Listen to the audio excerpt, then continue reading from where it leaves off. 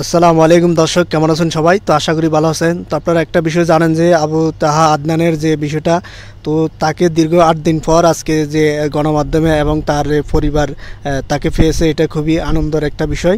তো আমার কাছে অত্যন্ত দুঃখের একটা বিষয়, যেটা যে 8 দিন পরে সে নিজে প্রমাণ করতেছে সে নাকি নিজে আত্মগোপনে ছিল। তো এটা যদি হয়, বাংলাদেশে যে মানুষ যারা করেছে আন্দোলন কিংবা তার জন্য প্রতিবাদ করেছে, তারা সবাই তাকে করবে, প্রতিহত করবে এবং তার শাস্তি দিবে। এটা যার কারণ সে যদি মৃত্যুর জন্য, তার নিজের স্বার্থের জন্য যদি মানুষের বিশ্বাস এবং মানুষের আস্থা যদি সে ভঙ্গ করে, অবশ্য তার প্রতিদান সে নিজে দিতে হবে। আর যদি সে কোনো ভয়ভীতি পেয়ে যদি সরকারের কোনো কর্মকর্তার, সরকারের কোনো উচ্চ পর্যায়ের কোনো যদি দায়িত্বরত কোনো কর্মীর, যদি কোনো নেতার যদি প্রলোভনে কিংবা কোনো প্রশাসনের ভয়ে যদি সে এই কথা বলে থাকে, তাহলে অবশ্যই এটা সে অবশ্যই গণমাধ্যমের কাছে কিংবা জাতির কাছে প্রমাণ করবে। সে যদি তার যদি মৃত্যু হয়, অবশ্যই তার এটা স্মরণীয় হয়ে থাকবে কিংবা ইতিহাস হয়ে থাকবে। যেমনটা করেছিল আল জাজিরা, কাতার ভিত্তিক একটা নিউজ চ্যানেল, যেটাকে বাংলাদেশের যে দুর্নীতি অনিয়ম যেগুলো ছিল, সেগুলো সে তাদের যে নিউজে প্রমাণ করেছে, এটা আপনারা দেখেছেন।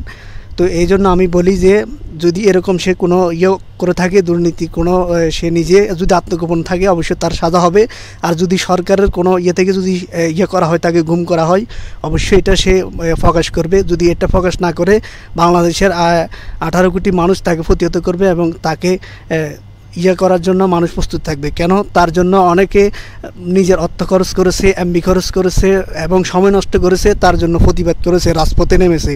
তো তার সে সে যদি নিজে বলে সে নিজে আত্মগোপনে ছিল, এটা অবশ্য তার যদি জীবনের যোগ্য হয়ে থাকে, অবশ্যই এটা সে গণমাধ্যমের কাছে করবে, প্রকাশ করবে সে যে তাকে কোনো কেউ ভয়ভীতি দেখাইছে কিনা এরকম। আর যদি সে নিজে দোষী হয়, অবশ্যই এটার প্রতিদান সে নিজে দিতে হবে। বাংলাদেশের মানুষ তাকে ক্ষমা করবে না। তো আল্লাহ হাফেজ, ভালো থাকবেন। নেক্সট কোনো ভিডিও পাওয়ার জন্য চ্যানেলটি সাবস্ক্রাইব করে সঙ্গে থাকবেন।